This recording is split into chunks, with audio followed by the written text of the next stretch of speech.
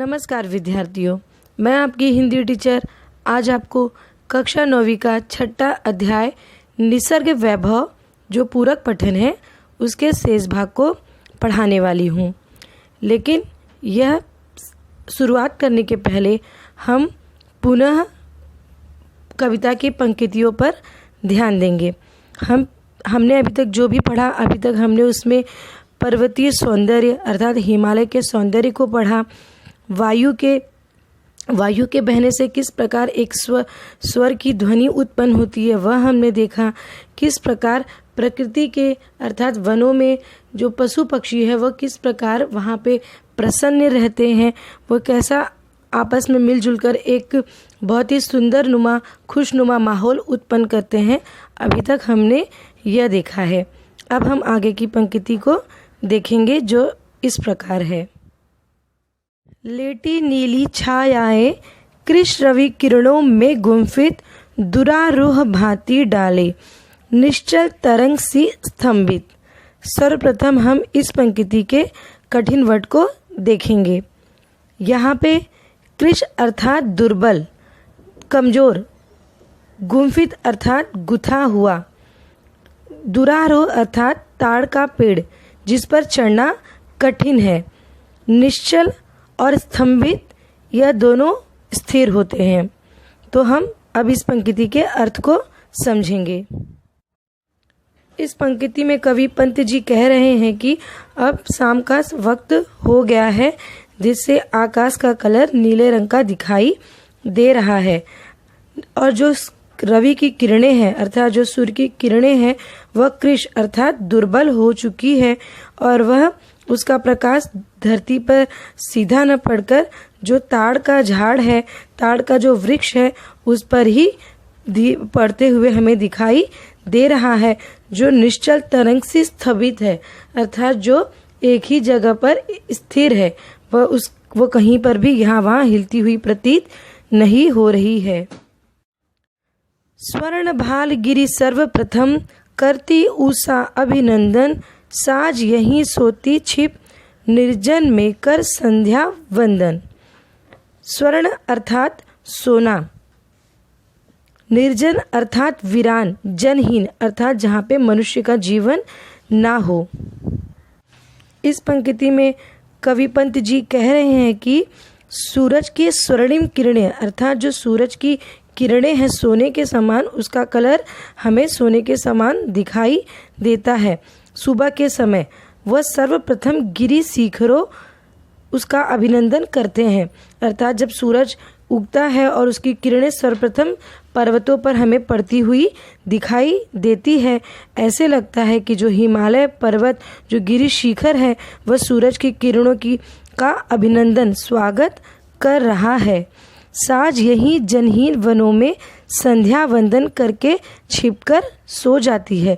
ठीक उसी प्रकार सांझ अर्थात जब सूरज के ढलने का समय होता है तो वह इसी जनहीन वनों में अर्थात जहाँ पे मनुष्य का कोई भी आवागमन नहीं होता, इसी जनहीन वनों में वह छिपकर सो जाती है अर्थात सूरज का अस्त होते हुए हमें दिखाई देता है। अब हम आगे की पंक्ति देखेंगे जो इस प्रकार है। अपलक तारापत शशि मुख का बनता लेखा दर्पण, यही सैल कंधों पर सोया जगता गंध समीरण। अपलक अर्थात बिना पलक को झपकाए, तारा अर्थात आप सभी को पता है जिसे हम स्टार भी कहते हैं, पथ अर्थात रास्ता अर्थात हमें आकाश में तारों का एक रास्ता, एक समूह, एक पंक्ति हमें दिखाई देती है। शशि अर्थात चंद्रमा, बनता लेखा दर्पण, दर्पण आईने को कहा गया है, शैल पर्वत को कहा गया है, गंध अर्थात खुशबू और समीरण पवन को कहा गया है।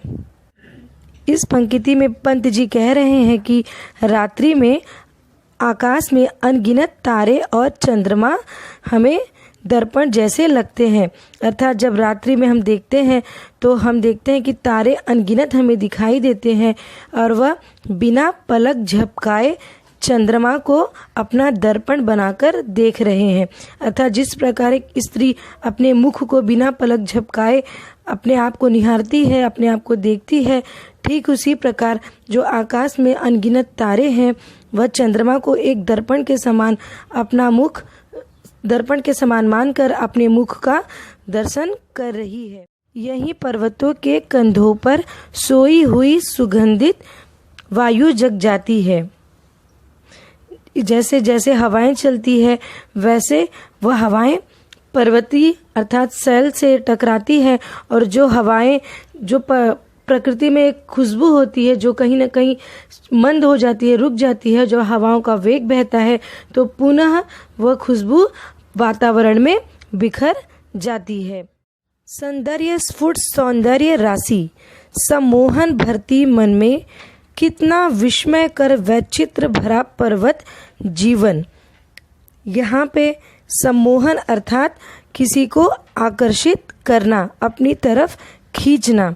विस्मयकर विचित्र अर्थात आश्चर्यजनक, विचित्र अनोखापन को भी कहा जाता है। यहाँ पे पंत जी कह रहे हैं कि यस जो प्रकृति का जो एक माहौल है या एक जो छवि है वह हमारे मन को सम्मोहित कर लेती है, हमें अपने आप अपनी ओर आकर्षित करती है। वह कहते हैं कि कितना विचित्र है ये जीवन, यह पर्वत का और प्राकृतिक वन का जीवन कितना ही विचित्र है, कितना अनोखापन है और कितने आश्चर्यजनक बातों से यह भरा हुआ है। आगे की पंक्ति में कहते हैं कि खग चकते फल कुतर रही गिलहरिया कोपल, वन पशु सब लगते प्रसन्न, परिचित मरकत आंगन में। खग अर्थात खरगोश को कहा गया है। कोपल अर्थात जो वनस्पति के कोमल पत्ते होते हैं उसे कोपल कहा गया है। प्रसन्न अर्थात खुशी। मरकत यह एक पन्ना, एक जिस प्रकार सोना चांदी होता है वैसे ही पन्ना एक प्रकार का गहना होता है। तो यहाँ पे पंत जी कह रहे हैं कि इस प्रकृति में, इस प्रकृति को और भी अच्छा यहाँ के पशु पक्षी का जो जीवन है वह बनाता है। जो खग है, जो खरगोश है, वह फल को चख रहा है अर्थात वह फल खा रहा है। जो गिलहरी है वह वनस्पति के कोमल पत्तों को खाते हुए हमें दिखाई दे रही है और यह अपने इस जीवन में जो वन पशु है वह बहुत ही प्रसन्न है, वह बहुत ही खुश है। परिचित मरकत आंगन में अर्थात ऐसे लगता है कि सब इस माहौल से, सब इस प्रकृति के वातावरण से परिचित है अर्थात वह अपना ही आंगन समझकर इसमें वह अपनी खुशी प्रकट कर रहे हैं। तो इस प्रकार हमने अभी तक देखा कि पंत जी जो हैं उन्होंने हमें तारा, चंद्रमा और प्रकृति किस प्रकार हमें सम्मोहित करती है और इसके साथ ही साथ जो वहाँ के वन जीवन है, वन पशु है, वह किस प्रकार इस माहौल को खुशनुमा कर रही है, हमें यह दिखाए हैं। अब हम आगे की पंक्ति को देखेंगे। स्वाभाविक यदि मुझे याद आता ईश्वर इस क्षण में, जड़ जग इतना सुंदर जब, चेतना जग में क्या कारण। स्वाभाविक अर्थात जैसे मनुष्य की सोचने समझने की शक्ति होती है उसे स्वाभाविक कहते हैं, जो अपने आप मनुष्य की आदत होती है करने की। क्षण अर्थात समय को कहा गया है। जड़ अर्थात जो चेतनाहीन, जिसमें कोई जान न हो। चेतना अर्थात जिसमें सोचने समझने की शक्ति हो, उसे चेतना कहा गया है। तो इस पंक्ति में कवि कह रहे हैं कि हे ईश्वर, मुझे ऐसे क्षणों में मनुष्य जगत का ध्यान आता है अर्थात मुझे ऐसे वक्त में मनुष्य का याद आ रहा है कि जड़ संसार में इतना सौंदर्य बिखरा है। अर्थात जड़ अर्थात प्रकृति को कहा गया है, जो एक स्थान से दूसरे स्थान पर कहीं आ नहीं जा सकते, फिर भी वह अपने आंगन में खुश है।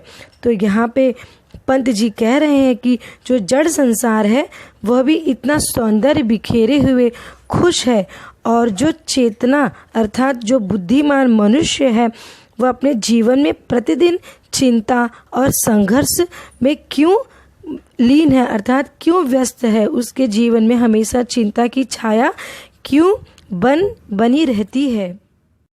रहता अहरह जो विषण जीवन मन का संघर्षण, मनुष्य प्रकृति का करना फिर नौ विश्लेषण संश्लेषण, ईश्वर का प्रतिनिधि नर अभिशापित हो उसका जीवन, लगता अपनी क्षुद्र अहंता में ही सीमित केंद्रित, छिन्न हो गया विश्व चेतना से मानव मन निश्चित। सर्वप्रथम हम इस पंक्ति के कठिन वर्ड को देखेंगे। विषण अर्थात चिंतित, संघर्ष स्पर्धा को कहा गया है। मनुज अर्थात मनुष्य, विश्लेषण पृथक करना, संश्लेषण मिलाना, अभिशापित अर्थात जिसे अभिशाप मिला हो, क्षुद्र अर्थात तुच्छ, अहंता अर्थात अहंकार। तो आइए हम इस पंक्ति के सरल शब्दों में समझेंगे। रहता अहरह जो विषण जीवन मन का संघर्षण। यहाँ पे पंत जी कह रहे हैं कि क्या कारण है कि बुद्धिमान मनुष्य के जीवन में प्रतिदिन चिंता और संघर्ष छाया रहता है। मनुष्य प्रकृति का करना फिर नौ विश्लेषण संश्लेषण, ईश्वर का प्रतिनिधि नर अभिशापित हो उसका जीवन। हमें मानव प्रकृति का पुनः विश्लेषण करना होगा। पृथ्वी पर ईश्वर का प्रतिनिधि मनुष्य क्यों ऐसा श्रापग्रस्त जीवन व्यतीत कर रहा है, ऐसा पंत जी कह रहे हैं इस पंक्ति में। लगता अपनी क्षुद्र अहंता में ही सीमित केंद्रित, छिन्न हो गया विश्व चेतना से मानव मन निश्चित। कवि पंत जी कह रहे हैं कि ऐसा लगता है कि वह अपने तुच्छ अहंकार में ही सीमित हो गया है, अर्थात जो मनुष्य है वह अपने घमंड में, अपने अहंकार में ही सीमित हो गया है, स्वयं केंद्रित हो गया है। पूरी वसुधा एक परिवार है, अर्थात पूरा विश्व एक परिवार के समान है। जो ऐसी धारणा है, जो ऐसी सोच है, वह उसके मन से समाप्त हो गई है। ऐसे पंत जी हमें इस पंक्ति में समझाने चाह रहे हैं कि किस प्रकार मनुष्य अपने अहंकार में इस सौंदर्य भरे जीवन का लुत्फ ना उठाकर बल्कि वह संघर्ष भरा जीवन व्यतीत कर रहा है। आशा करती हूँ कि बच्चों आपको यह कविता कुछ हद तक समझ में आई होगी। अब इस कविता से संबंधित हम कुछ महत्वपूर्ण प्रश्नों को सुलझाएंगे। धन्यवाद।